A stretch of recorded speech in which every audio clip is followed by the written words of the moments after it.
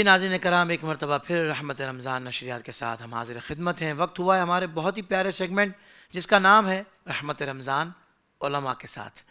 الحمدللہ ہماری خوش نصیبی ہے کہ ہمارے درمیان مستند، معتبر اور انتہائی معزز علماء کرام تشریف فرما ہے۔ مختصر سا انٹروڈکشن کروا دوں، پھر انشاءاللہ ہم موضوع کی طرف بڑھیں گے۔ آج کا موضوع تو بہت اہم ہے، صرف ٹاپک بتا دیتا ہوں، پھر انشاءاللہ باقاعدہ گفتگو کچھ دیر بعد علماء کرام سے ہوگی۔ آج کا جو عنوان ہے وہ ہے قبلہ اول بیت المقدس۔ یقیناً ہم سب جاننا چاہتے ہیں اس کے بارے میں بہت کچھ، اور واقعی اس وقت تو یہ معاملہ بڑا حساس ہے، یہ ٹاپک بھی بڑا حساسیت اختیار کر گیا ہے، اور سوشل میڈیا کے حوالے سے ظاہر بات ہے بالخصوص اس پر کلام کرنے میں دشواریاں بھی ہیں، لیکن ہم جو حق بات ہے وہ انشاءاللہ آپ لوگوں تک ضرور پہنچائیں گے۔ ہماری خوش نصیبی ہمارے درمیان حضور زیغم اسلام، مفکر اسلام حضرت علامہ مولانا پیر سید مظفر حسین شاہ صاحب دامت برکاتہم العالیہ آپ تشریف فرما ہیں، اور آپ کے ساتھ ہم سب کے پیارے نوجوان اسکالر حضرت علامہ مفتی مدنی رضا صاحب آپ تشریف فرما ہیں، اور ہمارے دو بڑے ہی پیارے شناخواں حافظ محمد احسن قادری اور سید محمد انس کریمی آپ بھی تشریف فرما ہیں۔ آپ سب کو میری جانب سے السلام علیکم ورحمۃ اللہ وبرکاتہ۔ ناظرین کرام، آج ہم جس اسلامی تاریخی مقام کے بارے میں سننے جا رہے ہیں اس کے بارے میں معلومات ہونا ہر مسلمان کے لیے بہت ضروری ہے۔ ہم بات کر رہے ہیں مسلمانوں کے قبلہ اول بیت المقدس کے بارے میں، جو ہمارے اسلامی ملک فلسطین میں واقع ہے۔ محترم ناظرین، ہمیں اور ہماری نسلوں کو بیت المقدس کے بارے میں معلومات ہونا انتہائی ضروری ہے، کیونکہ یہ بات تجربات سے ثابت ہے کہ کسی بھی خاص تاریخی جگہ کو جب اس کے ماننے والے اہمیت دینا چھوڑ دیتے ہیں، یا پھر کسی ذریعے سے اس کی اہمیت کو لوگوں کے دلوں سے ختم کر دیا جاتا ہے، تو پھر غیر اس جگہ پر آسانی سے قابض ہو جاتے ہیں۔ آج مسلمانوں کا قبلہ اول بیت المقدس اور اس کے مکین جس اذیت سے دوچار ہے وہ محتاج بیان نہیں ہے۔ اس تناظر میں قبلہ اول کی تاریخ کو جاننا اور اس مبارک مقام کی اہمیت کو لوگوں میں اجاگر کرنا ہم سب کی ذمہ داری ہے۔ ہم دعا گو ہیں کہ اللہ پاک اس مقدس مقام کو دشمنان دین سے آزاد فرمائے اور اس کی عظمت اور شان و شوکت کو بحال فرمائے۔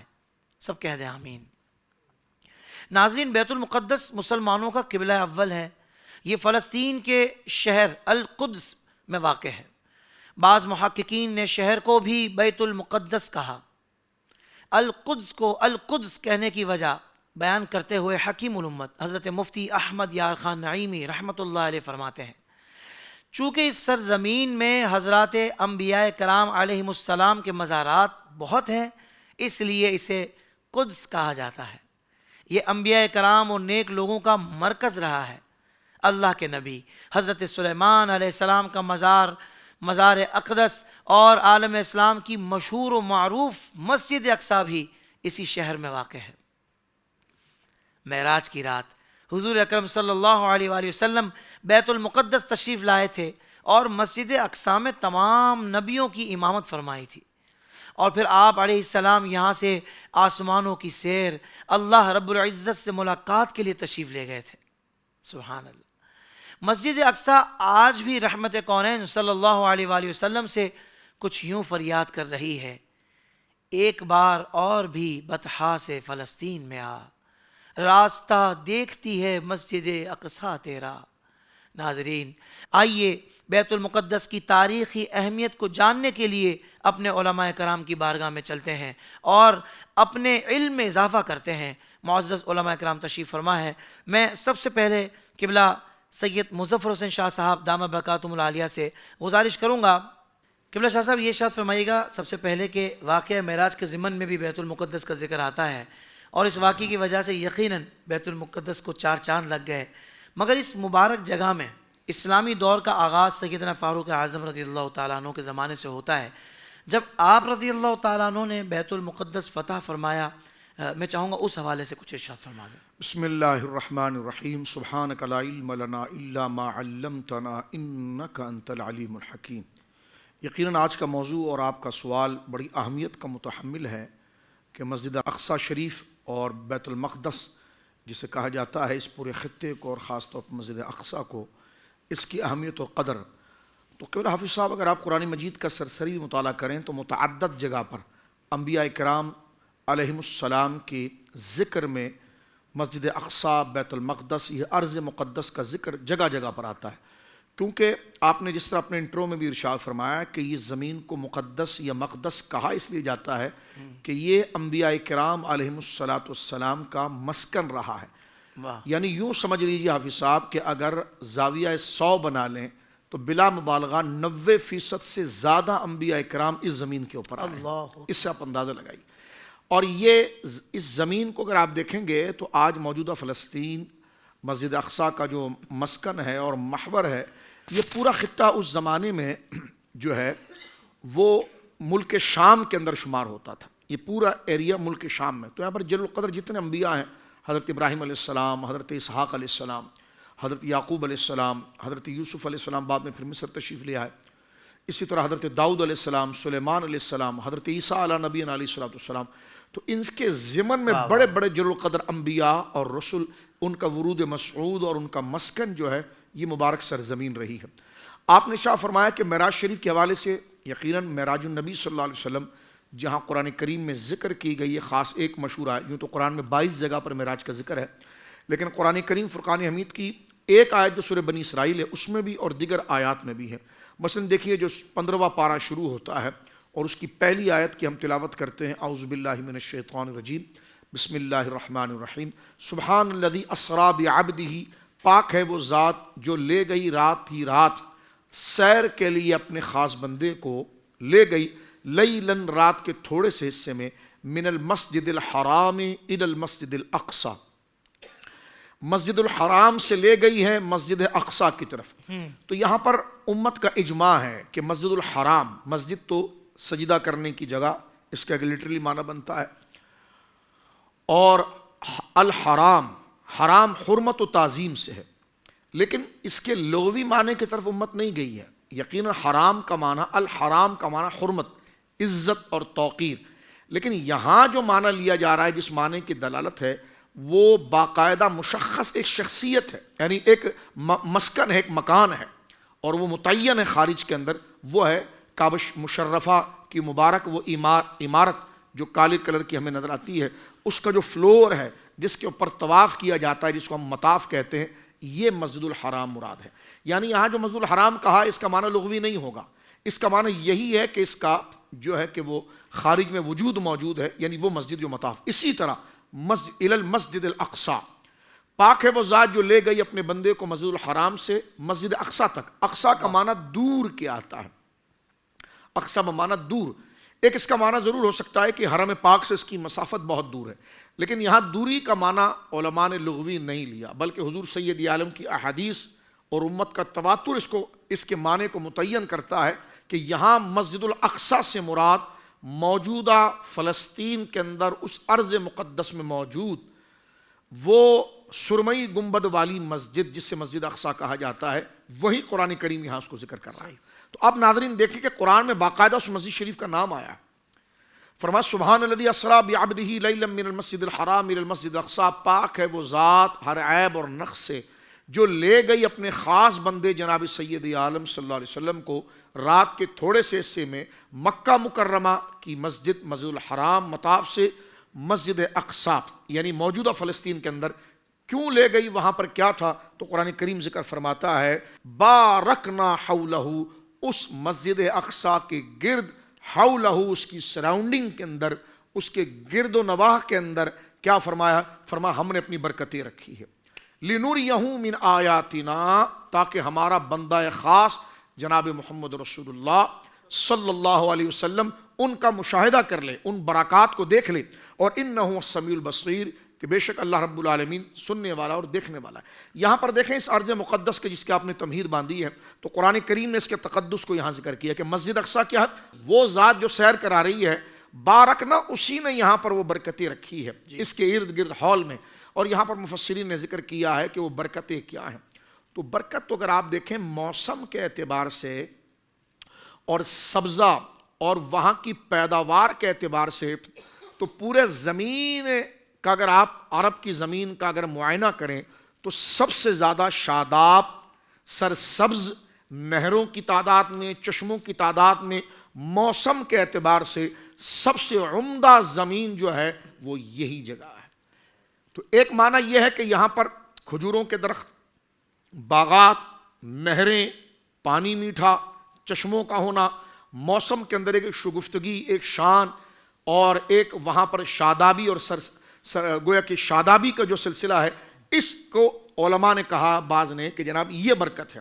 اور اس کے ساتھ ساتھ یہ کوئی برکت کا کوئی انکار ہم نہیں کرتے، لیکن برکت کا سلسلہ یہاں رکتا نہیں ہے، بلکہ یہاں برکات سے مراد ان انبیاء کرام کے وجود بھی اس میں شامل ہیں کہ جن کے ورود مسعود یہاں پر ہوا ہے، یعنی ان کے مزارات اور ان کی قبور مقدسہ۔ اس بات کو امام قرطبی رحمۃ اللہ علیہ نے احکام القرآن میں ذکر کیا۔ تو یہ دیکھیں زمین کی کو برکت قرار دینا یہ اللہ رب العالمین جل وعلا کے پاک کلام میں موجود ہے۔ اگر ہم قرآن مجید کی دوسری آیت کی طرف چلتے ہیں تو ارشاد باری تعالیٰ ہے، یہ فلسطین اور بلاد شام کی سرزمین کی خیر و برکت کے بارے میں اللہ فرما رہا ہے، وَلِسُلَيْمَانَ الرِّيحَ عَاصِفَةً تَجْرِي بِأَمْرِهِ إِلَى الْأَرْضِ الَّتِي بَارَكْنَا فِيهَا وَكُنَّا بِكُلِّ شَيْءٍ عَالِمِينَ۔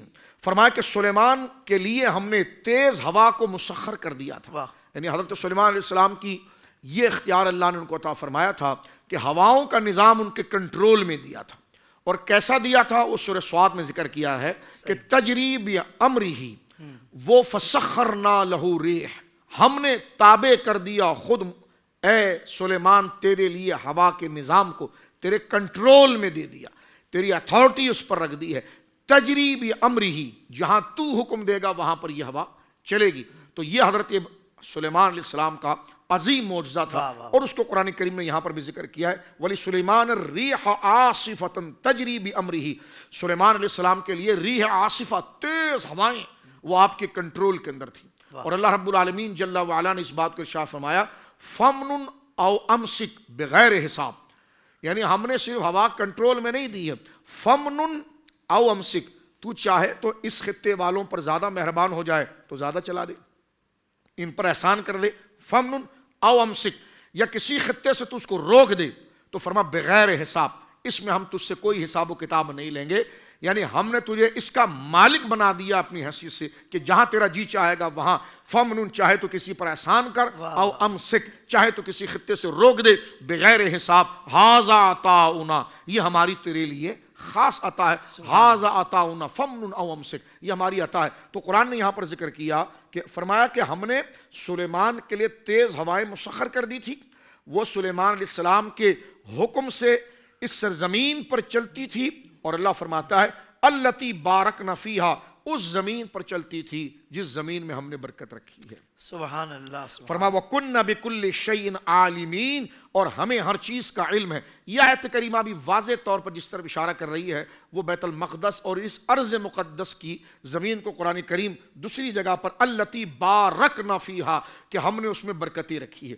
اسی طرح قرآن مجید میں ایک جگہ پر موجود ہے وَنَجَّيْنَاهُ وَلُوطًا إِلَى الْأَرْضِ الَّتِي بَارَكْنَا فِيهَا لِلْعَالَمِينَ۔ اللہ اکبر۔ فرمایا کہ ہم نے اسے حضرت ابراہیم علیہ السلام اور حضرت لوط علیہ السلام کو نجات بخشی، ہم نے اسے ابراہیم علیہ السلام اور حضرت لوط علیہ السلام کو نجات بخشی اس زمین کی طرف جس میں ہم نے جہان والوں کے لیے برکت رکھی ہے۔ یہاں پر اللہ رب العالمین نے التی بارکنا فیہا للعالمین، بیت المقدس کو، اس فلسطین کے خطے کو قرآن مجید نے یہاں پر فرمایا سارے عالمین، ہر انسان کے لیے ہم نے اس زمین کو اس کے لیے موضع برکت بنا دیا ہے۔ اور مفسرین اس بات کو تواتر کے ساتھ لکھتے ہیں کہ اس جگہ کا برکت ہونے سے مراد یہ ہے کہ اس کے موسم کی شگفتگی، شادابی، نہریں، اور وہاں کے آج بھی اگر آپ فلسطین جانا ہمیں نصیب ہو، اللہ اسے آزادی نصیب فرما دے۔ آمین۔ آج اگر صرف اپنے آپ موبائل کے اوپر فلسطین کی سرزمین کو دیکھتے ہیں نا تو آپ کے اندر ایک کیفیت پیدا ہوتی، یعنی وہ مشاہدہ جو باقاعدہ ان برقی آلات سے ہو رہا ہے، آپ فزیکل طور پر آپ کی باڈی وہاں پہنچی نہیں ہے، لیکن آپ صرف مشاہدے سے اس کی روحانیت کا اندازہ لگا سکتے ہیں کہ وہ کتنی مقدس سرزمین ہے، جہاں انبیاء کرام جس زمین پر ان کے قدموں کو اس زمین نے چوما ہے۔ تو قرآن کریم نے اس جگہ پر ان کو ذکر کیا، اور علماء نے یہ بات لکھی ہے کہ وہ زمین کے مبارک ہونے کی ایک وجہ، ایک تو اس کے موسم، ذرائع خوراک اور خاص طور پر جو ہے حضرات انبیاء کرام علیہم الصلاۃ والسلام کا وہاں وجود مسعود اور وہاں پر ان کا تشریف فرما ہونا ہے۔ سبحان اللہ۔ فاروق اعظم کے حوالے سے وہ جو جملہ تھا وہ رہ گیا۔ حضرت ایک جملے میں صرف بات کو سمیٹ دیتا ہوں۔ حضرت فاروق اعظم کے دور میں بیت المقدس جب فتح ہوا تو اس پر میں صرف ایک بات عرض کرنا چاہتا ہوں۔ حضرت ابو عبیدہ بن جراح کو آپ نے روانہ کیا تھا، یہ پورا شام کا علاقہ کنٹرول کر لیا گیا۔ جس وقت حضرت فاروق اعظم کا ورود مسعود شام کی زمین پر ہو رہا ہے، یعنی بیت المقدس کے لیے، تو حضرت ابو عبیدہ بن جراح رضی اللہ تعالیٰ اس وقت کے یہود کے جو بڑے بڑے ان کے لوگ ہیں ان کو لے کر آپ بالکل یوں سمجھ لیجیے کہ بارڈر پر کھڑے ہوئے آج کی مثال میں، اور سرکار فاروق اعظم جو ہے وہ مدینہ منورہ سے چلے آ رہے ہیں۔ وہ آ رہا ہے کہ جس نے اس پورے خطے پر اور ہزار زمین پر جس کا کنٹرول ہو چکا ہے، امیر المومنین، لیکن لوگ سمجھ رہے ہیں یہ عمر کا کنٹرول ہے، لیکن اب حضرت عمر بتائیں گے کہ یہ کنٹرول اصل میں کسی کا، اللہ اکبر۔ فاروق اعظم۔ لوگ یہ سمجھے کہ شاید وہ 100 گاڑیوں کا لشکر جا رہا ہے جی، وزیر صاحب جا رہے ہیں جی، راستہ بند کر دیجئے جی، کام ٹکے گا نہیں ہے، اور قوم وہاں پر بددعائیں دے رہی ہے۔ یہ وقت تاریخ اسلام اور تاریخ انسانیت کا یہ پہلا بادشاہ ہے اپنے نبی کے توسط سے کہ جب آ رہا ہے تو تنہا آ رہا ہے۔ ایک غلام کو ساتھ لیا ہے تاکہ قوم کا پیسہ اس میں صرف نہ ہو، کیا بات، اور اونٹنی لیے ساتھ میں، اور غلام کو ساتھ میں لے کر کہاں مدینہ منورہ، کہاں ملک شام۔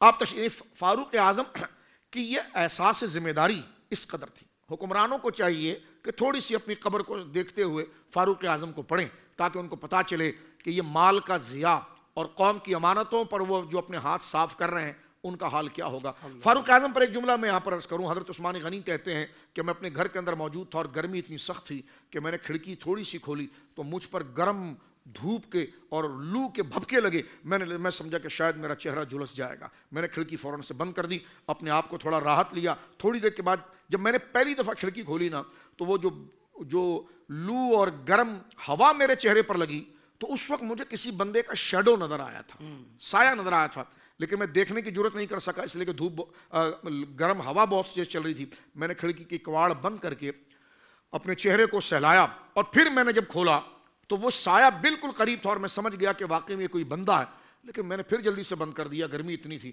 وہ لو بڑی تیزی سے آ رہی تھی۔ میں حیران ہوا کہ اس گرمی کے اندر کوئی انسان چل سکتا ہے؟ کہتے تھوڑا دیر تسلی کر کے میں نے جب راحت پائی اور میرے چہرے کی جو سنسناہٹ تھی وہ ختم ہوئی، اب جب میں نے کھولا تو وہ فاروق اعظم تھے، اللہ، اور گنتی کے کوئی 10-12 اونٹ تھے، آپ اس کو چھڑی سے ہکال رہے تھے۔ تو میں نے کھڑکی کا کواڑ بند کر کے آواز دیا، میں نے کہا امیر المومنین اتنی گرمی جس میں کمرے میں بیٹھ کر کواڑ نہیں کھول سکتا، آپ اس پورے میدان کے اندر گھوم رہے ہیں، کر کیا رہے ہیں آپ؟ فرمایا عثمان کیا بتاؤں، یہ صدقے کے اونٹ تھے، امت کی امانت ہے، رسی توڑ کر بھاگ گئے، خادم مجھے نظر نہ آئے، میں نے کہا یہ ہلاک ہوں گے اور امت کا نقصان ہوگا، تو عمر خود نکل پڑا ہے۔ اللہ اکبر، اللہ اکبر، اللہ اکبر۔ آج بعض وزیروں کے چاپلوس ان کی شان میں کتاب لکھتے ہیں اور کہتے ہیں فاروق ثانی۔ میں نے کہا فاروق ثانی؟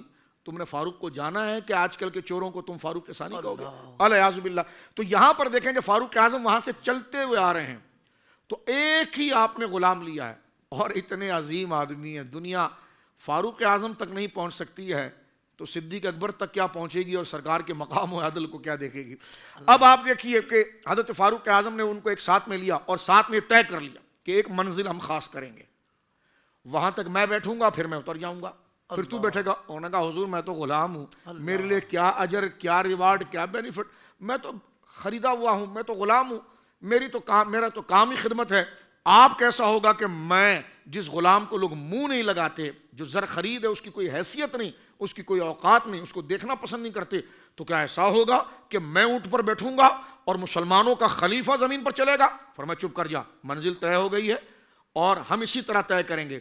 اب ایک منزل ہو گئی، فاروق اعظم نیچے اترے اور اس کو کہا چل اوپر چڑھ۔ اب وہ جو فاروق اعظم چڑھ رہا تھا تو اس کا پاؤں فاروق اعظم کو لگا بھی تو گھبرا گیا۔ آپ نے فرمایا تسلی سے بیٹھ، آپ نے مٹی کو صاف کیا اور اونٹ کی رسی پکڑی اور آپ چلنے شروع ہوا، یہاں تک کہ جب بیت المقدس اور ملک شام جو آپ فرما رہے ہیں، اب سننے کا جملہ ہے یہاں پر جو تاریخ میں لکھا ہوا ہے، سیرت میں لکھا ہوا ہے۔ فاروق اعظم جب پہنچے تو سامنے ابو عبیدہ بن جراح مکمل کنٹرول کے ساتھ، وہ ابو عبیدہ بن جراح جو زہد میں ایسا مقام رکھتا ہے جس پر فاروق اعظم بھی حیران ہے۔ لیکن آج حضرت عمر کا مقام دیکھنا، یہ بعد میں جب حضرت عمر داخل ہوئے نا ملک شام میں تو حضرت ابو عبیدہ بن جراح ان کو لے کر گئے اپنے کمرے میں، تو اس گھر کے اندر کچھ بھی نہیں تھا،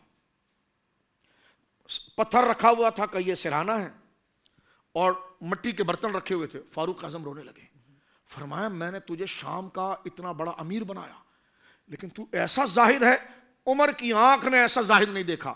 بس ناظرین یہاں یاد رکھیں اور اس بات کو ذرا پکڑ کے رکھیں اور بات میری سنیں کہ حضرت عمر نے خود دیکھا کہ حضرت ابو عبیدہ دنیا سے کتنے بے پرواہ اور زاہد اور آخرت کے طالب تھے کہ وہ اس خطے کے ہیں، گھر کے اندر ایک بس چار دیواری پتھر کی، اور اندر گویا کہ زمین ہے اور پتھر رکھا ہوا اس پر۔ تو فرمایا کہ ابو عبیدہ تو اتنا دنیا سے بے پرواہ ہے، تو نے دنیا کی اتنی بھی محبت نہیں ہے کہ تم نے بستر رکھے؟ تو فاروق اعظم نے یہ جذبہ بتایا کہ ابو عبیدہ تو زاہدوں کا امام ہے، لیکن آج دیکھیے یہ ابو عبیدہ کھڑے ہیں لوگوں کے ساتھ اور فاروق اعظم سامنے سے آ رہے ہیں، اور اتفاق ایسا ہے کہ اس وقت باری غلام کی تھی۔ اب دیکھیں غلام جو ہے وہ اونٹنی پر بیٹھا ہوا ہے، فاروق اعظم آ رہے ہیں، حضرت ابو عبیدہ کوئی عام آدمی نہیں، دنیا دار نہیں، فاروق ابو عبیدہ بن جراح جیسا صحابی اور زاہد صحابی، ان کو بھی عجیب لگا۔ فوراً ایک خادم سے کہا سواری لو، الگ سے جاؤ اور امیر المومنین کو کہو کہ اس سواری پر بیٹھیں۔ اور یہ میں دیکھ رہا ہوں کہ امیر المومنین کے کپڑے پر 4 5 پیوند لگے ہوئے ہیں، یہ جبہ لو، جبہ پہناؤ۔ یہ جو لوگ کھڑے ہیں یہ کیا کہیں گے؟ اب جب سواری لے کر جلدی سے پہنچا دوسرے راستے سے، فاروق اعظم سے کہنے کا حضور یہ اونٹنی کو چھوڑیے، آپ یہ زبردست سواری اس پر بیٹھیے اور جبہ پہنیے۔ فرمایا لو میں خدا کے سامنے یہ کپڑا پہنتا ہوں تو میں ان لوگوں کے سامنے یہ کپڑا پہنوں گا؟ فرمایا نہیں، میں نہ یہ سواری پر بیٹھوں گا جب میں نے اتنا لمبا سفر اپنے رب کے لیے اس اونٹنی پر کیا ہے۔ تو پھر یہ سواری آپ دیکھیں ریا سے کیسا دل پاک، اس کو کون ریاکاری کہتا اگر وہ لباس پہن بھی لیتے؟ لیکن دیکھیں اخلاص کے اس مقام کے اوپر ہے۔ فاروق اعظم رضی اللہ تعالیٰ جب قریب آئے نا، یہ کون بول رہا ہے جو خود بہت بڑا زاہد ہے؟ ابو عبیدہ بن جراح، میں نے اس لیے ان کا ذکر کیا۔ کہتے ہیں کہ جناب فاروق اعظم جب بالکل وہ تھوڑے اونچائی پر کھڑے ہوئے تھے یہودیوں کو لے کر، اور فاروق اعظم ذرا قریب آئے تو اونٹ کو دیکھا تو اونٹ کو پیاس لگی ہوئی تھی اور اس کا منہ بویا کہ اتر رہا تھا، سامنے چشمہ تھا۔ ان لوگوں سے ملنے کے بجائے آپ نے اونٹ کو موڑا اور سیدھا چشمے کے پاس چلے گئے۔ فاروق اعظم اب پانی پلا رہے ہیں، اب اونٹ جناب پانی پی رہا۔ ابو عبیدہ بن جراح حیران ہے کہ میں یہاں کے سلاطین اور یہاں کے علماء کو لیے بیٹھا ہوں اور آپ جو ہے وہ آ ہی نہیں رہے۔ اتنے میں جناب خود اتر کر نیچے گئے، کہنے لگے حضور یہ کپڑا پہن لیں، آپ جبہ پر یہ جبہ پہن لیں اور آپ اس کو چھوڑیے، اتنے خادم موجود ہے وہ پانی پلائیں گے۔ آپ کو دیکھ کر وہ کیا سمجھیں گے کہ اسلام کا امیر المومنین جو ہے وہ یہ کیا کر رہا ہے، اور اتنی سادگی اور اتنا وہ دنیا سے گویا کہ لاپرواہ ہے۔ تو حضرت فاروق اعظم کا جملہ تھا، حضرت ابو عبیدہ بن جراح کہتے ہیں فقال یا امیر المومنین ان عظماء الشام یخرجون الیک، اے امیر المومنین یہ سارے ملک شام کے زعماء، امیر، علماء آپ کی طرف آئے ہیں۔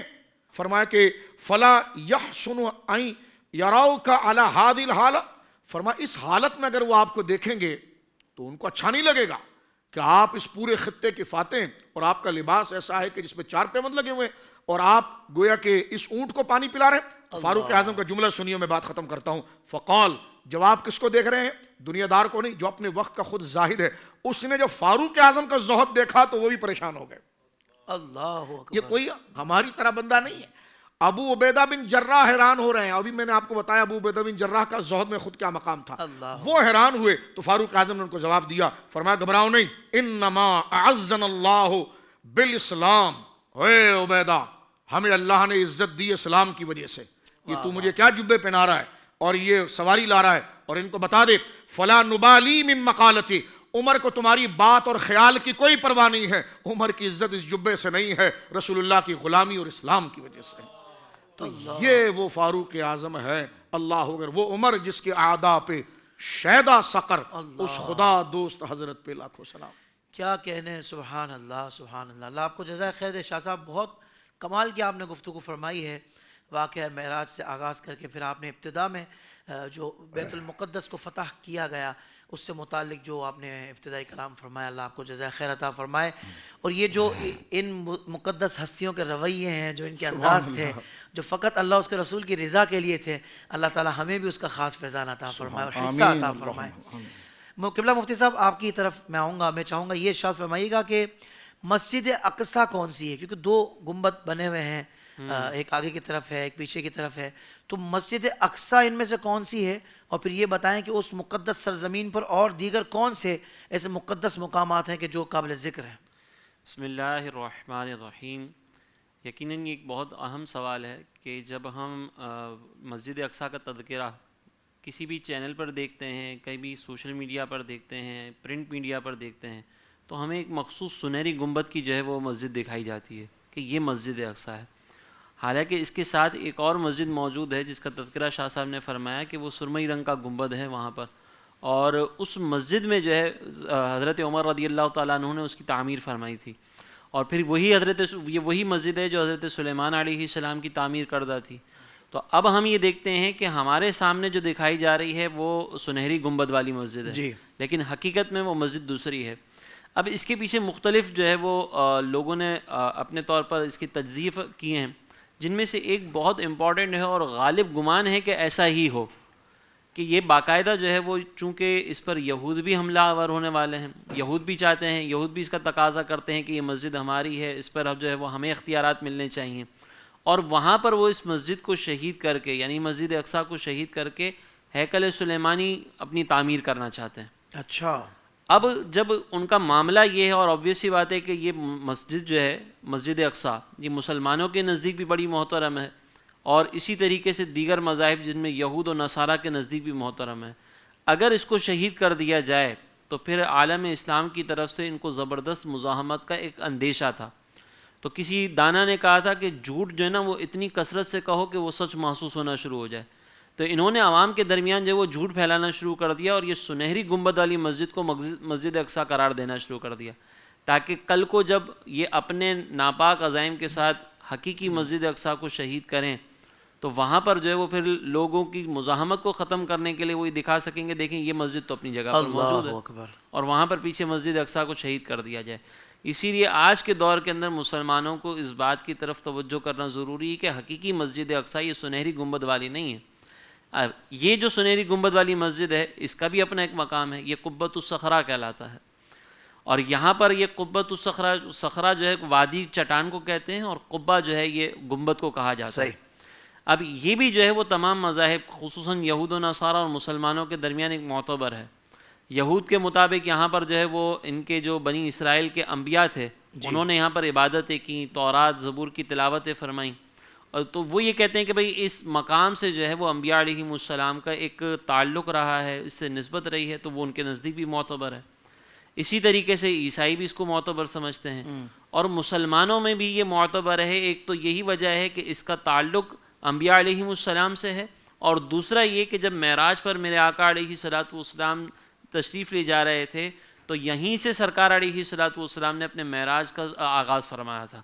تو اس اعتبار سے یہ قبۃ الصخرہ جو ہے یہ سنہری گنبد والی مسجد یہ بھی ایک مقدس مقام ضرور ہے، لیکن یہ حقیقتاً مسجد اقصیٰ نہیں ہے. صحیح. تو اگر کوئی اپنے یہاں پر اس مسجد کے تصاویر اپنے گھروں میں لگاتے ہیں، اپنی آفیسز میں اگر اس کو ایز اے فریم لگاتے ہیں تو ٹھیک ہے، یہ بھی معتبر ہے، لیکن ساتھ میں یہ شعور ہونا ضروری ہے کہ یہ حقیقتاً مسجد اقصیٰ نہیں ہے. اور پھر دوسری جو آپ نے ذکر کیا کہ اس کے اطراف میں اور کون کون سے ایسے مقدس مقامات ہیں، تو جیسے کہ شاہ صاحب نے ایک تو یہ ارشاد فرمایا کہ اللہ رب العزت نے جو ارشاد فرمایا کہ وہ مسجد اقصیٰ جس کے اطراف میں ہم نے برکتیں رکھی ہیں، واہ واہ. اور ان برکتوں میں ایک برکت یہ ہے کہ انبیاء علیہم السلام کے مزارات ہیں. تو جس مقام پر یہاں پر ایک اور چیز ہمارے لیے ایک سیکھنے کا ایک پہلو یہ ہے، سمجھنے کا پہلو کہ اب آپ دیکھیں کہ انبیاء علیہم السلام کے مزارات کے بارے میں اللہ رب العزت نے ارشاد فرمایا کہ یہ وہ مقامات ہیں کہ جہاں پہ ہم نے برکت رکھی ہے.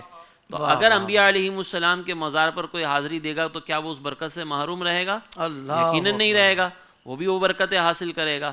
تو اگر کوئی انبیاء علیہم السلام کے مزارات کی حاضری دیتا ہے، وہاں پر جا کر برکتوں کا حصول کرتا ہے، تو یہ آیت مقدسہ بھی اس جانب اشارہ کرتی ہے کہ مزارات پر جانا ایمان والوں کا ہی طریقہ ہے. واہ واہ. پھر دوسری چیز یہاں پر ہم دیکھتے ہیں کہ اس کے اطراف میں کہا جاتا ہے کہ وہ محراب بھی موجود ہے کہ جہاں پہ بی بی مریم کو اللہ تبارک و تعالیٰ بے موسم کے پھل عطا فرماتے تھے، اور یہ بھی حضرت زکریا علیہ السلام کا وہاں پر جا کر دعا مانگنا اور پھر اللہ تبارک و تعالیٰ کا اولاد کی نعمت سے انہیں نوازنا، واہ واہ واہ، یہ بھی وہ مقام ہے کہ جہاں پر ہم جا کے دعا مانگ سکتے ہیں، اور جہاں اللہ والے ہوں وہاں پر دعا مانگی جائیں تو پھر نعمتیں بھی ملتی ہیں۔ سبحان اللہ۔ پھر ہم دوسری اس کے اندر اگر دیکھیں کہ یہاں پہ ایک اور کون سا مقدس مقام ہے، تو اس کے متعلق ایک یہ بھی کہا جاتا ہے کہ یہ جو دیوار ہے جس کو ہمارے یہاں پر یہود کے اعتبار سے دیوار گریا کہا جاتا ہے، اس کو دیوار براق بھی کہتے ہیں۔ صحیح۔ بعض روایتوں سے ثابت ہوتا ہے کہ اس دیوار پر سرکار علیہ السلام نے اپنے براق کو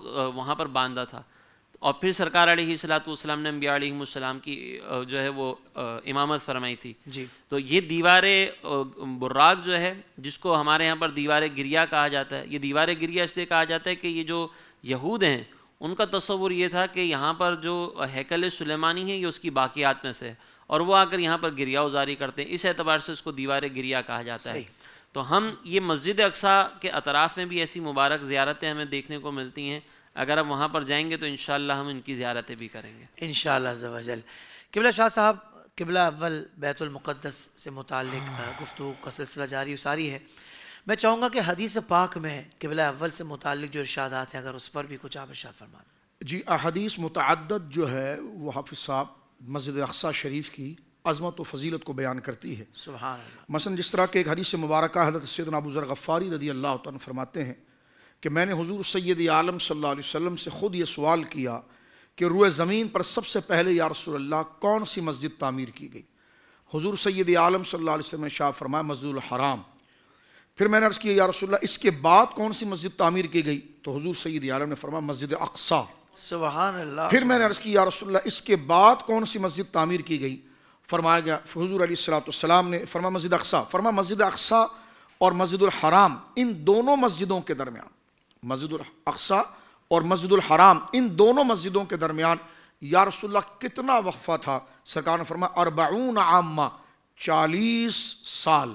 یعنی حضور کا علم مبارک دیکھیں کہ مسجد اقصیٰ کب بنی ہے اور مسجد الحرام کی تعمیر کب ہوئی ہے۔ یہ حضور سید عالم کی روئے زمین پر تشریف آوری سے کئی 100 سال اور 1000 سال پہلے ہے۔ حضور سید عالم سے عرصہ پوچھا گیا تو حضور نے یہ نہیں فرمایا کہ میں تمہیں وضو، غسل اور ہدایت کی بات کرانے آیا ہوں، تاریخ کے نقشے نہیں بتانے آیا۔ تو جب پوچھا گیا کہ کتنا فاصلہ تھا تو حضور سید عالم صلی اللہ علیہ وسلم نے وہاں لا ادری نہیں فرمایا، بلکہ یہ ارشاد فرمایا اللہ کے دیے علم سے کہ 40 سال 40 عامہ۔ اور یہ تاریخ کا علم جو دنیاوی علم ہے، یہ کہا جائے کہ جناب انتم عالم بامور دنیاکم، یہ حضور سید عالم کا قول ہے، تو میں نے کہا اس کو سمجھنے کی کوشش کرو۔ جہاں حضور نے یہ فرمایا نا انتم عالم بامور دنیاکم، وہ حضور کی انکساری تھی، یا پھر صحابہ کرام رضوان اللہ اجمعین کو توکل کے اعلیٰ مقام پر پہنچانا چاہتے تھے۔ اس سے علم کی، دنیاوی علم کی نفی نہیں۔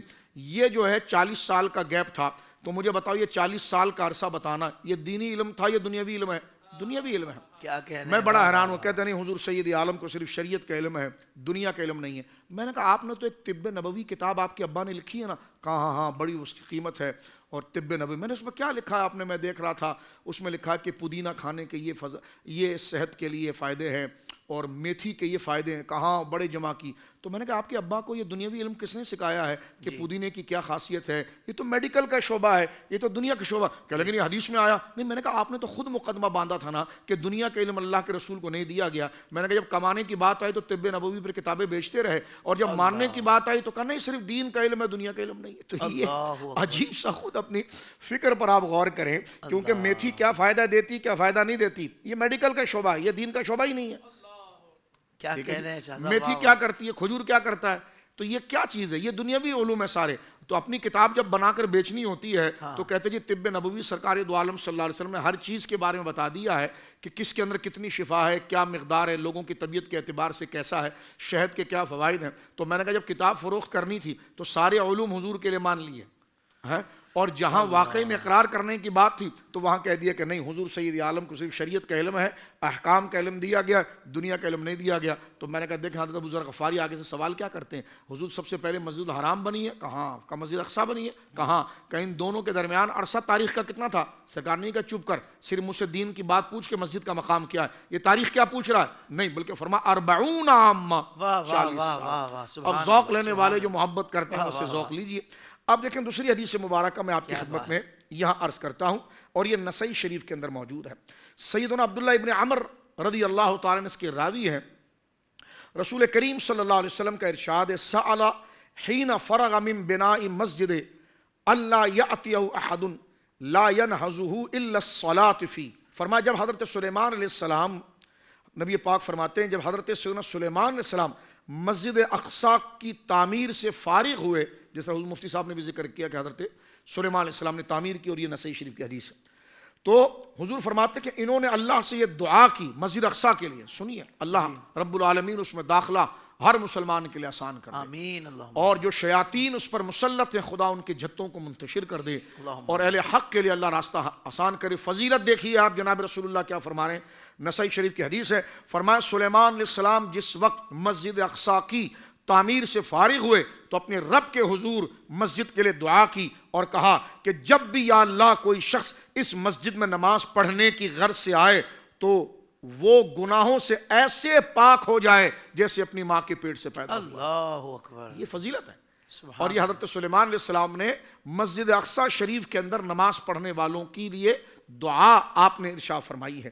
حضرت سیدہ ام سلمہ رضی اللہ تعالیٰ عنہ ہماری ماں، وہ کہتی ہیں کہ حضور سید عالم کا ارشاد، یہ سنن ابی داؤد ہے اور یہ کتاب المناسک میں ہے، سرکار علیہ السلام فرماتے ہیں من احل بحجۃ او عمرۃ من المسجد الاقصیٰ الی المسجد الحرام، حضور فرماتے ہیں جس نے احرام باندھا، حج کا ہو یا عمرے کا ہو، باندھا اس نے مسجد اقصیٰ سے اور آنا چاہ رہا ہے مکہ کی طرف، فرمایا جو مسجد اقصیٰ سے احرام باندھ کر حج کے لیے نکلے جی، اور مسجد اقصیٰ سے احرام باندھ کر عمرے کے لیے نکلے، رسول کریم فرماتے ہیں غفر لہ ما تقدم من ذنبہ وما تأخر، اللہ پچھلے گناہ بھی معاف کر دے گا اور آگے کے گناہ کو بھی معاف فرما دے گا۔ اللہ اکبر، سبحان اللہ، یہ ابو داؤد شریف کی صحیح حدیث ہے۔ واہ تو اس واہ مسجد شریف کی کرامت اور عظمت آپ دیکھیے، کیوں نہ مسلمان اس پر مٹے جائیں، کیوں نہ قربان ہوئے جائیں، اس لیے کہ حضرات انبیاء کرام علیہ السلام نے، وہ کہنے لگے جناب اب یہ زمین ہماری پراپرٹی ہو گئی، ہم نے کہا مسجدیں کسی کی پراپرٹی نہیں ہوتی،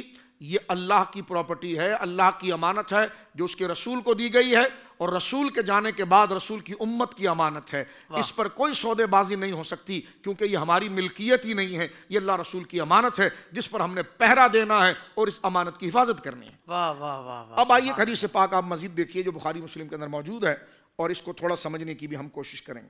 سرکار دو عالم صلی اللہ علیہ وسلم نے ارشاد فرمایا لا تشد الرحال الا الى ثلاثه مساجد، جی، حضور سید عالم فرماتے ہیں کہ اس کا مرادی معنی اور تفسیری معنی کہ دیکھیے مسجد الحرام ایک حدیث کے مطابق ہے کہ مسجد الحرام میں نیکیاں 1,00,000 کے برابر، مکہ شریف، مسجد نبوی شریف میں 50,000 اور مسجد اقصیٰ میں 25,000۔ اب شریعت نے اس کو متعین کیا ہے جی، اس نیت کے ساتھ، توجہ سننا، فرمایا کہ ان تین مسجدوں کے علاوہ، فرمایا لا تشد الرحال الا الى ثلاثه مساجد المسجد الحرام ومسجد الرسول ومسجد الاقصیٰ، ان تین مسجدوں کے علاوہ کسی مسجد کی طرف رخت سفر باندھا نہیں جائے گا، اس کی جانب سفر نہیں کیا جائے گا۔ اب یہ سرکار کا کمال فصاحت جملہ ہے، یہاں سے ان تینوں مسجدوں کی فضیلت ظاہر ہوئی، مسجد الحرام، مسجد نبوی شریف اور مسجد اقصیٰ۔ رسول اللہ نے فرمایا لا تشد الرحال الا الى ثلاثه مساجد، ان تین مسجدوں کے علاوہ کہیں پر سفر نہیں کیا جائے گا، رخت سفر نہیں کیا جائے گا۔ اچھا، اب اس حدیث پاک سے ایک مطلب نکالنے کی کوشش کی جاتی ہے کہ حضور نے فرما دیا ہے کہ ان تین مسجدوں کے علاوہ کہیں پر سفر نہیں کیا جائے گا، لہٰذا اگر کوئی مدینہ الرسول آ رہا ہے تو وہ مسجد نبوی کی نیت کر کے آئے، روضہ رسول کی نیت کر کے نہ آئے۔ بعض سخت دلوں نے تو یہاں تک کہہ دیا کہ اگر روضہ رسول کی نیت کر کے آئے گا تو حرام ہے۔ اللہ، میں نے کہا اس کی دلیل کیا ہے جی؟ انہوں نے کہا دلیل یہ حدیث ہے کہ تین مسجدوں کے علاوہ کئی رخت سفر نہ باندھیں۔ تو میں نے کہا کل جو آپ سسرال گئے تھے اور آئے تھے وہ سفر کیسا ہو گیا؟ کہنے کہ نہیں خوشی میں نہیں جاتے. تو میں نے کہا کوئی حالت بٹھایا تو جو آپ کو باب کا غم یاد دلائے؟ اللہ. یہ کہنا کہ ان 3 مسجدوں کے علاوہ کہیں پر سفر جائز نہیں اور اس کو بنیاد بنا کر روزہ رسول کی نیت کر کے حرام قرار دینا، ہم کوئی جبر و شدت یا توہین نہیں کر رہے ہیں، ہم ایک گزارش پیش کر رہے ہیں. ہم کہہ رہے ہیں کہ 3 مسجدوں کے علاوہ سفر جائز نہیں تو سرکار مسجد قباء نہیں جاتے تھے؟ اسی بخاری شریف کے اندر موجود ہے کہ کان النبی صلی اللہ علیہ وسلم یاتی مسجد قباء کل سبت ماشیئا اور راکبا او کما قال. حضور سید عالم ہر ہفتے کے دن مسجد قباء تشریف لے جاتے تھے، پیدل جاتے تھے یا سواری سے جاتے تھے. اور حدیث موجود ہے، سنیے، جو خود مسجد قباء شریف اللہ قیامت تک اس مسجد کو سلامت رکھے، اس زمین کو سلامت رکھے، مدینہ پاک کو، اس مسجد کے دروازے پر اللہ جانا نصیب کرے. تو وہاں لکھا ہوا ہے کہ مسجد قباء میں حضور نے فرمایا جس نے 2 رکعت پڑھی اس کو کیا ثواب ہے؟ جی عمرے کا ثواب. تو 4 مسجد تو ہو گئی نا. واہ واہ واہ. اب آپ دیکھیے یہاں پر یہ تو پتا چلا یہاں کچھ اور بات کی جا رہی ہے. جی اگر اس کے علاوہ سفر کہیں جائز نہیں تو پھر اس کا استثناء کیسے؟ ایک بات. دوسری بات یہ کہ دیکھیں ایک حدیث پاک، بلکہ تقریباً حدیث بخاری مسلم میں ہے، البر والصلہ میں، کہ ایک بندہ سفر کر رہا ہے. ایک بندے کی اللہ نے 2 بندوں کی تعریف کروائی ہے اپنے محبوب کی زبان سے تاکہ لوگوں کو اللہ کی رضا سمجھ میں آ جائے. وہ واقعہ حضور نے ذکر کیا کہ ایک بندہ اپنے گھر سے نکلا اور سفر کر رہا ہے، جا رہا ہے. اللہ نے فرشتے کو حکم دیا کہ تم انسانی شکل میں جاؤ اور جا کر اس سفر کرنے والے ٹریولر سے پوچھو، مسافر سے پوچھو کہاں جا رہا ہے. اب وہ آ گیا اور اس نے پوچھا آئین ترید، کہاں جا رہے ہو؟ اس کو روکا نہیں کہ تم سفر کیسے کر رہے ہو، 3 مسجد کے علاوہ تو کوئی سفر ہی نہیں ہوتا، مسجد الحرام، مسجد نبوی، مسجد اقصی، نہیں، بلکہ پوچھا آپ کہاں سفر کر رہے ہیں؟ انہوں نے کہا وہ سامنے جو بستی نظر آ رہی ہے، انی ارید هذه القریہ او کما قال، وہ بستی جو ہے نا، میری نیت، میں کہوں میری نیت روزہ رسول ہے تو میری گردن پکڑتا ہے. تو اس حدیث میں موجود ہے، وہ کہتا ہے انی ارید فی هذه القریہ، صحیح، میں اس بستی میں جا رہا ہوں. کیوں؟ تو فرمایا وہاں ایک میرا بھائی ہے، اس سے ملنے جا رہا ہوں. تو میں اگر یہ کہوں کہ میں جناب حضور کے مدینے جا رہا ہوں، کیوں جا رہے ہو؟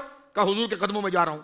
تو کہا یہ شرک ہے. تو میں نے کہا یہ حدیث بخاری کی تو کیسے پڑھاتا ہے؟ اللہ اکبر. اب آپ سنیے کہ وہ ایک بندہ، آپ سمجھ رہے میں کیا عرض کرنا چاہ رہا ہوں؟ ایک بندہ جا رہا تھا، اللہ نے فرشتے کو اس کے اہتمام و عزت کے لیے انسانی شکل میں بھیجا اور اس نے جا کر پوچھا کہاں جا رہے ہیں آپ؟ تو اس نے اپنی نیت، انی ارید فی هذه القریہ، میں اس بستی میں جا رہا ہوں، او کما قال، مختلف الفاظ ہیں. فرمایا کیوں جا رہے ہو؟ کہا میرا ایک بھائی ہے وہاں پر، اس کے لیے جا رہا ہوں، اس سے ملنے جا رہا ہوں، اس سے ملنے جا رہا ہوں. وہ فرشتہ پوچھتا ہے اس نے تجھے کوئی قرضہ دیا تھا یا تو لوٹانے جا رہا ہے؟ کہا نہیں نہیں. کہا تجھے کچھ پیسے لینے ہیں، تو لینے جا رہا ہے؟ کہا نہیں نہیں. تو کہا پھر جا کیا رہا ہے، جانے کا مطلب کیا ہے؟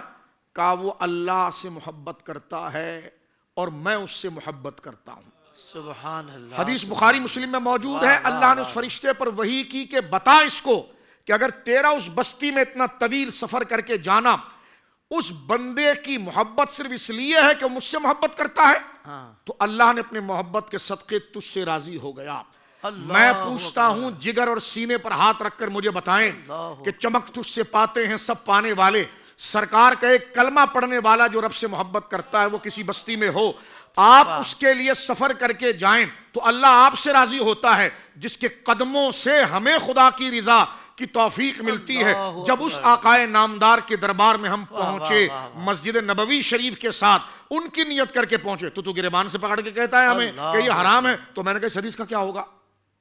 جب ایک امتی کے لیے پہنچنا جا رہا ہے تو پتا چلا یہاں جو کہا جا رہا ہے نا 3 مسجدوں کے علاوہ کہیں سفر نہیں ہے، اس میں بات پھر کوئی اور ہو رہی ہے، ورنہ تو ساری لڑائیاں ہو جائیں گی آپس میں. مسجد اقصی والی، مسجد قباء والی روایت اور یہ والی روایت، یہ تو آپس میں ساری لڑ پڑیں گی. جی توجہ ہے. یہاں کا ایک مفہوم بیان کر کے میں بات کو سمیٹتا ہوں، ورنہ پورا پروگرام حافظ صاحب اس پہ ہونا چاہیے. اللہ اکبر. اللہ اکبر. پورا پروگرام ہونا چاہیے. میں یہاں پر صرف آخری جملہ یہ عرض کرنا چاہ رہا ہوں وقت کے اختصار سے. یہ جو کہا گیا نا کہ 3 مسجدوں کے علاوہ کہیں پر مسجد الحرام، مسجد رسول اور مسجد اقصی، ان 3 مسجدوں کے علاوہ کہیں پر آپ سفر نہ کریں، اس سے مراد یہ کہ جو ہم نے اس میں اجر خاص کر دیا ہے، اب تم یہ نہیں کہہ سکتے کہ اس زمین پر اس مسجد کا اجر 1,00,000 ہے، اس مسجد کا اجر 50,000 ہے. فرما نا جس کو ہم نے متعین کر دیا ہے وہی رہے گا. واہ واہ واہ، یہ مطلب ہے.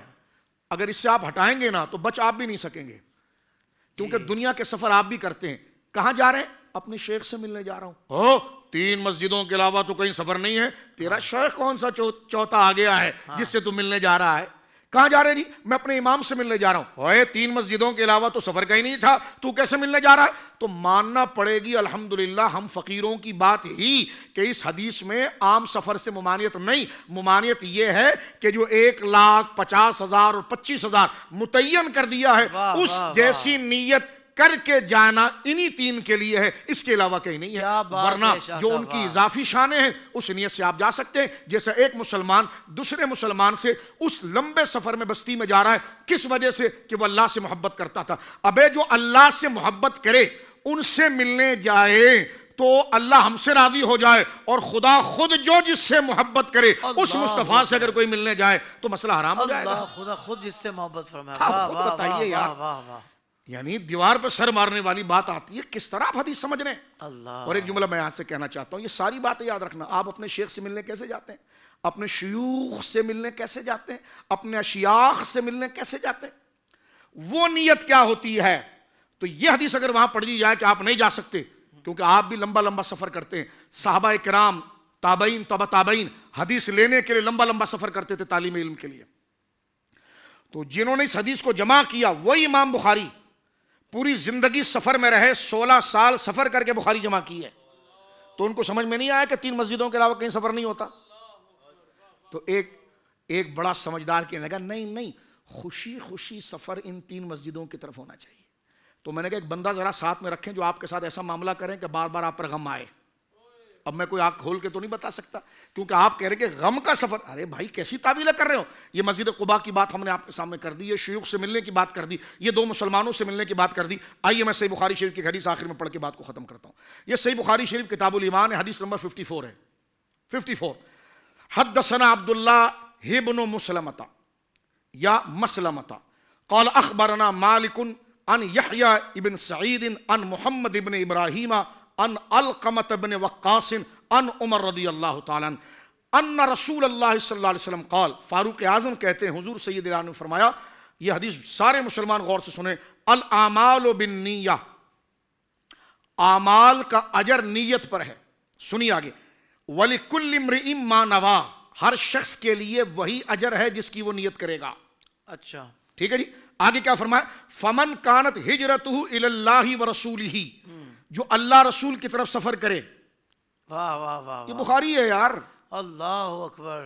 آپ کہتے ہیں رسول کی طرف سفر نہیں ہونا چاہیے، یہ حدیث کیا کریں گے آپ؟ اور یہ جو درجنوں روایت میں نے آپ کے سامنے پڑھی ہے، اور یہ درجنوں بمانا وہ اہمیت اور قدر کے حوالے سے، اور جو میں نے دنیاوی مشاہدات آپ کے سامنے پیش کیے ہیں، آپ کیسے کریں گے؟ کہنے نہیں سسرال تو اس لیے جا رہے ہیں کہ ہمارے، آپ نے کیسے سسرال کی مثال دے دی. میں نے کہا سسرال نہیں جاؤ گے تو بیوی تمہیں بتا دے گی، سفر تو تمہیں روزانہ کرائے گی وہ، کہ ہر چھٹی کے دن چلو امی کے گھر جانا ہے. ایک میں مثال دے رہا ہوں. نہیں وہ تو دنیاوی معاملہ ہے. میں نے کہا نہیں، جو آپ نے شیخ سے ملنے گئے وہ دنیاوی تھا، دین کے لیے تھا. اللہ. تو وہ سفر پھر کیسے جائز ہو گیا؟ محدثین کا سفر کیسے جائز ہو گیا؟ اور یہاں ذرا دل پر ہاتھ رکھے، ہم توہین نہیں کر رہے ہیں اور نہ ہمارا یہ ارادہ ہے، ٹھیک ہے جی. ہم بتانا چاہ رہے ہیں کہ جو اقدام آپ کر رہے ہیں نا، اس کا جواب آپ کو خدا کو دینا پڑے گا. اللہ اکبر. حضور سید عالم جن کی طرف خدا خود بلاتا، وَلَوْ أَنَّهُمْ ظَلَمُوا أَنفُسَهُمْ جَاءُوكَ، جو اپنی جانوں پر ظلم کر لے وہ میرے مصطفیٰ پر. تو جاؤکا کہہ کر قرآن حضور کی طرف بلا رہا ہے، اور تو حدیث کا غلط مطلب نکال رہا ہے 3 مسجدوں کے علاوہ کہیں سفر نہیں ہوتا، لہذا حضور کی قبر مسجد نہیں ہے تو یہاں سفر نہیں ہو سکتا. کیا کر رہے ہو؟ اللہ اکبر. قرآن کہہ رہا ہے. آپ کہتے ہیں نہیں وہ تو حضور جب حیات تھے نا تو اس وقت تک جانا تھا.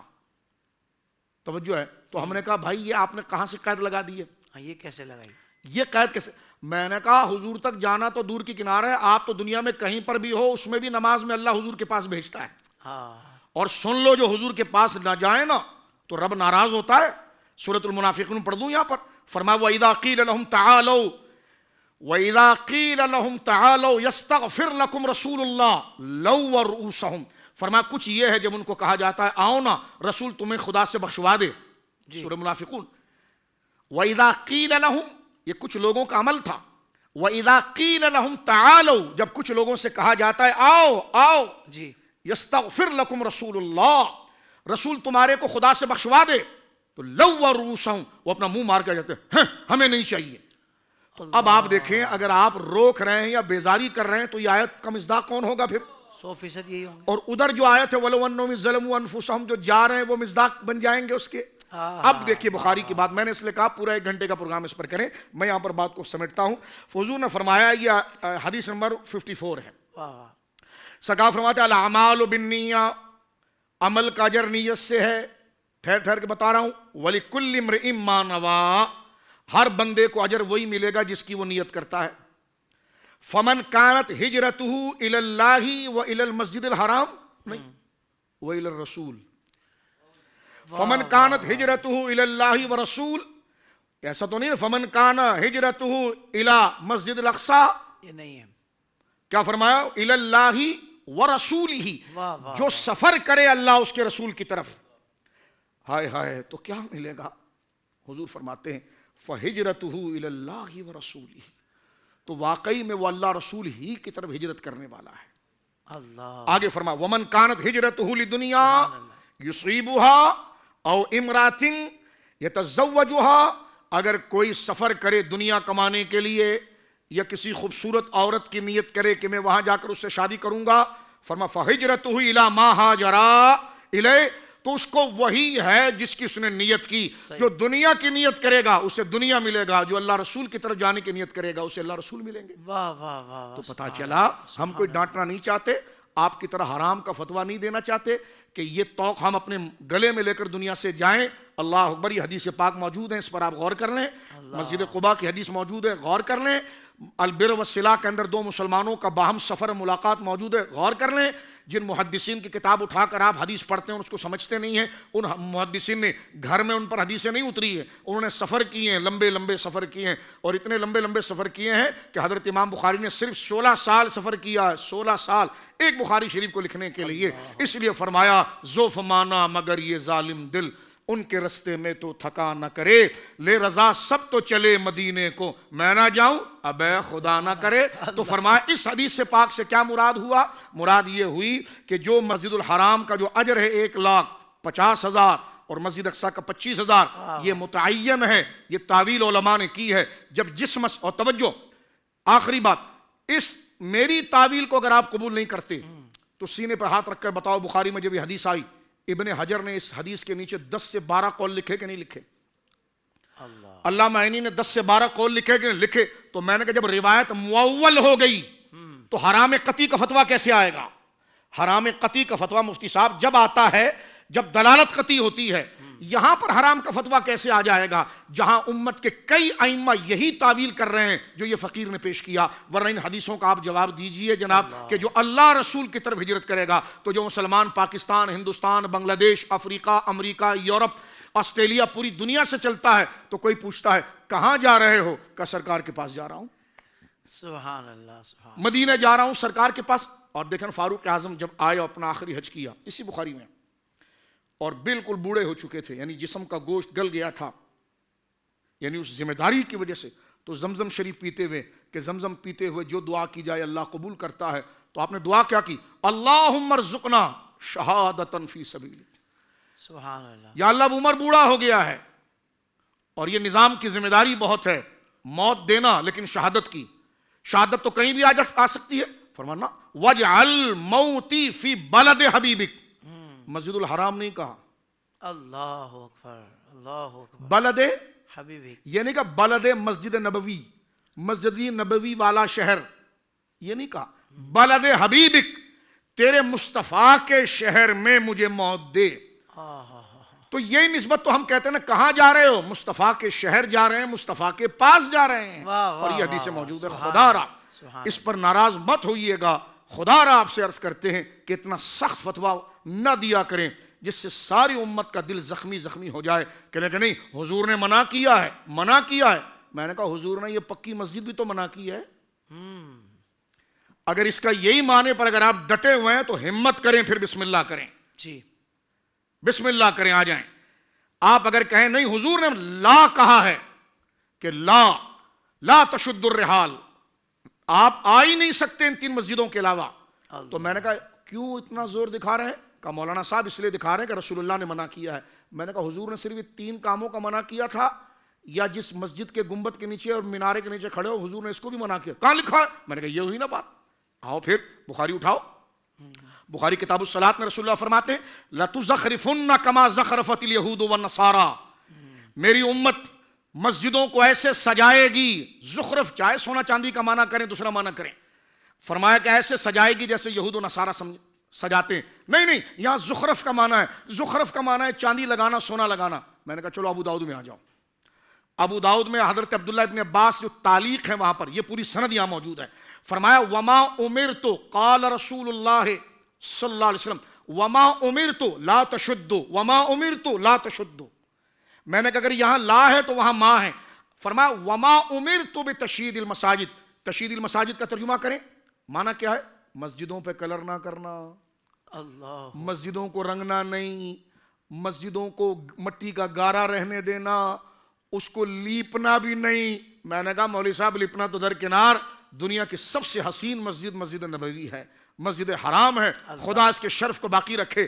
تو میں نے کہا کبھی اس گنبد کے نیچے بیٹھ کر آپ یہ حدیث پڑھتے ہیں وما امرت بتشیید المساجد, میں اپنی امت کو مسجدوں میں پلستر کرنے سے منع کرتا ہوں, کلر کرنے سے منع کرتا ہوں. آپ کہیں گے منع تو کیا ہے لیکن دور کا تقاضا ایسا ہے کہ ہم اسلام سے دور نکل آئے ہیں, اب لوگوں کے مکانات بڑے بڑے بن گئے ہیں, تو اگر مسجد اگر ہم مٹی کی بنائیں گے تو لوگ ایسے ہی نماز نہیں پڑھتے, تو مسجد کا ماحول دیکھ کر نہیں پڑھیں گے. میں نے کہا منع ہے حضرت, ہم مانتے ہیں, لیکن دور کے حوالے سے جو ہے وہ الضروریات تبیح المحظورات, کئی ممنوع چیز بھی جائز ہو جاتی ہے حالات کے اعتبار. میں نے کہا صحابہ نے کیوں نہیں بنائی پکی؟ کہا ان کو مسجد کی عمارت کی غرض نہیں تھی, وہ ڈائریکٹ حضور سے محبت کرتے تھے. تو میں نے کہا اس امت کو بھی میرے دوستوں بزرگوں, یہ تو صحابہ کو عمارت کی ضرورت نہیں, وہ ڈائریکٹ جو ہے کس سے نماز سے محبت کرتے تھے, اس لیے عمارت کا ایڈیشن نہیں لے کر آیا. لیکن ہم جو اتنے دور آ چکے ہیں نا, اب ہم عمارت سے بھی دل لگتا ہے. تو میں نے کہا یہی تو میں کہنا چاہتا تھا, صحابہ کو براہ راست جلوس نکالنے کی ضرورت نہیں تھی, صحابہ کو یہ کام کرنے کی ضرورت نہیں تھی, وہ ڈائریکٹ حضور سے محبت کرتے تھے, انہیں مزید ابھار کی چیزوں کی ضرورت نہیں تھی. ہم آج حضور سے بہت دور آ گئے ہیں, آج ہمیں ابھارنے کے لیے ضرورت ہے. جب تیرا یہ مسئلہ جائز ہو سکتا ہے مولوی صاحب, تو پھر یہ مسئلہ ہمارا جائز کیوں نہیں ہو سکتا؟ کیا کہنے شاہ صاحب, واہ واہ واہ واہ. یہ ابو داؤد شریف کا جواب آپ کو دینا پڑے گا, یہ بخاری شریف کی حدیث نمبر 54 کا جواب دینا پڑے گا. اگر آپ یہ کہیں رسول اللہ نے منع کیا ہے تو حضور نے پکی مسجد کا بھی منع کیا ہے. آج اگر پکی مسجد بن سکتی ہے تو عشق مصطفیٰ ہی تو اس امت کا سہارا ہے, اس کو زندہ رکھنے کے لیے اس قول کا جواز دینا پڑے گا کہ میں مصطفیٰ کے پاس جا رہا ہوں, سبحان اللہ, میں حضور کے پاس جا رہا ہوں. تو لہٰذا اگر دین اور فرقے فرقیاں اور امامے اور رومالوں کے رنگ سے ہٹ کر اگر ہم صرف امت کے لیے اس مسئلے کو سوچے نا, تو میرے بزرگ دوست یہ ساری باتیں کھل کے سامنے ہو سکتی ہے. یہ باتیں یہیں پر ہم روکتے ہیں, لیکن اس میں نہ ڈانٹنا تھا, نہ مناظرہ تھا, نہ ڈیبیٹ تھا, کیونکہ آئیڈیاز کا یہ مقصد نہیں ہے اس پروگرام کا. یہ مقصد صرف ایک اویئرنیس آپ کو بتانا ہے کہ اگر دلائل آپ رکھتے تو ہم بھی. فرمایا کہ جناب وہم رجال, تو ہم نے کہا وَنَحْنُ الرِّجَالِ, اگر وہم رجال تو پھر نحن الرجال. فرما اگر وہ علم رکھتے ہیں تو علم ہم بھی رکھتے ہیں, تو لہذا علماء کے انداز میں بات کی جائے. اور بات ہم نے آپ کی خدمت میں پیش کی ہے جو جدال اور جھگڑے کے لیے نہیں ہے, صرف خدا کے واسطے. حضور اگر حضور سے امت اگر حضور سے محبت کرتی ہے اور دلائل رکھتی ہے اور کئی جہتوں سے اس کی تائید ہوتی ہے, تو خدا را گلا پھاڑ کر اس موضوع کو حرام کہنا, توبہ توبہ.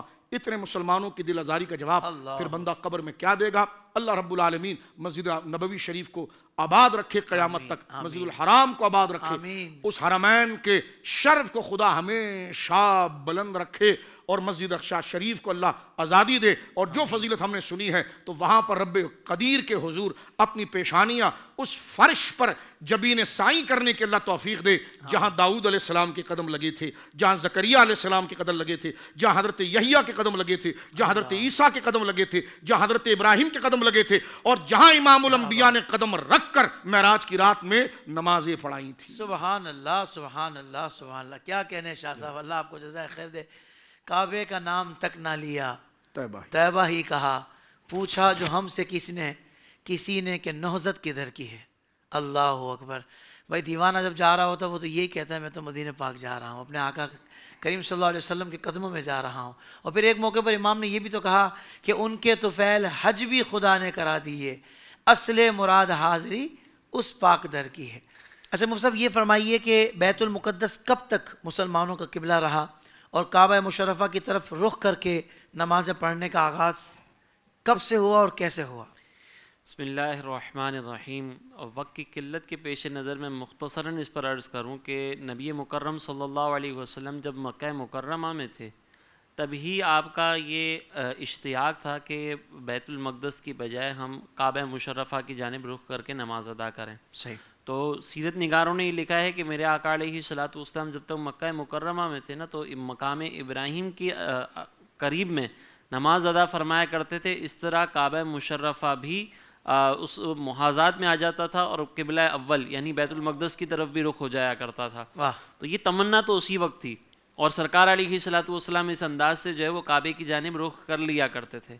لیکن جب مدینہ طیبہ پہنچے تو جہات مختلف ہو گئیں کہ کعبہ ایک الگ جانب تھا اور بیت المقدس جو ہے وہ دوسرے رخ پر تھی۔ اب یہاں پر سرکار علیہ الصلوۃ والسلام کی چاہت ضرور ہے، لیکن میرے آقا علیہ الصلوۃ والسلام اپنے رب سے اتنی محبت کرتے ہیں کہ چاہت کے باوجود اللہ تبارک و تعالیٰ کے حکم پر عمل کر رہے ہیں۔ واہ، یہ سرکار علیہ الصلوۃ والسلام کی محبت ہے۔ اور ادھر یہاں پر رب کی محبت آپ دیکھیے اپنے محبوب سے کہ سرکار علیہ الصلوۃ والسلام تو رب کے حکم پر عمل کر رہے ہیں، لیکن وہاں رب بھی اپنے محبوب کی چاہت کو پورا کر رہا ہے۔ اور اللہ تبارک و تعالیٰ نے فرمایا کہ اے محبوب ہم آپ کا بار بار آسمانوں کی طرف آنکھیں اٹھانا، نظریں اٹھانا دیکھ رہے ہیں۔ اللہ، وَلَنُوَلِّيَنَّكَ قِبْلَةً تَرْضَىٰ، کہ ہم ان قریب آپ کو ایسے قبلے کی طرف پھیر دیں گے جس پر آپ راضی ہیں۔ اب آپ ذرا غور کریں کہ ایک طرف محبوب علیہ الصلوۃ والسلام اپنے رب کی چاہت پر عمل کر رہے ہیں اور ساری دنیا اپنے رب کی چاہت چاہتی ہے، لیکن وہاں پر سرکار علیہ الصلوۃ والسلام کی چاہت کے مطابق حکم فرمانے والا رب ہے۔ تو اعلیٰ حضرت نے فرمایا نا کہ خدا کی رضا چاہتے ہیں دو عالم، خدا چاہتا ہے رضائے محمد۔ اب یہ جو یہاں پر قبلہ اول سے تبدیلی ہوئی، یہ تقریباً مدینہ طیبہ میں جلوہ افروز ہونے کے بعد تقریباً 16-17 مہینے تھے کہ بیت المقدس کی جانب جو ہے وہ رخ کر کے نماز ادا کی جا رہی تھی۔ پھر عصر کا وقت تھا اور وہاں پر سرکار علیہ الصلوۃ والسلام کے قلب اطہر کے اندر بہت زیادہ خواہش تھی، تو ابھی نماز بھی مکمل نہیں ہوئی تھی اور رب نے فرمایا کہ آپ اپنے رخ کو پھیر دیں۔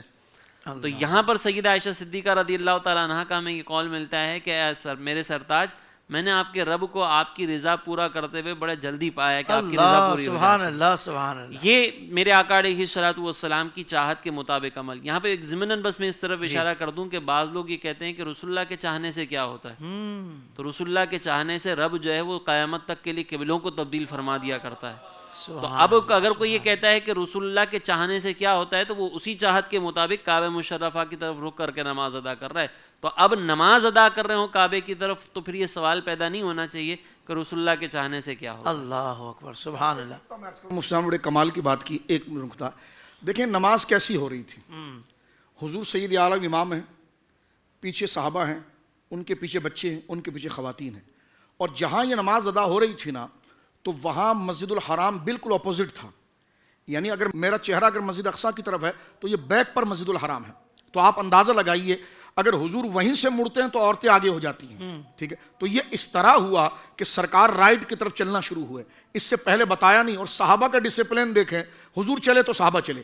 اب جب حضور چلے اور وہاں سے حضور گھومے تو یہاں سے مرد چلے، پیچھے بچے چلیں، پیچھے خواتین، پھر حضور آگے ہو گئے، پھر مرد ہو گئے، پھر بچے ہو گئے، پھر خواتین ہو گئے۔ سبحان اللہ، یہ پوچھا نہیں کہ کیا، پھر دوبارہ کبھی مڑ کر مسجد اقصیٰ کی طرف منہ کیا ہی نہیں۔ ان کو پتا تھا جہاں مصطفیٰ منہ کریں گے وہیں نیکی ہوگی، جب تک ادھر کیا تھا تو وہاں نیکی تھی، اب یہاں کر دیا ہے تو یہاں نیکی۔ کیا کہنے شاہ صاحب، سبحان اللہ، سبحان اللہ۔ ناظرین کرام، بہت کمال گفتگو ہوئی آج کے ٹاپک سے متعلق اور بہت تشنگی رہ بھی گئی ہے، لیکن ہمارے پروگرام کا وقت بہت لمیٹڈ ہوتا ہے، اسی میں رہ کر ہمیں یہ گفتگو مکمل کرنی ہوتی ہے۔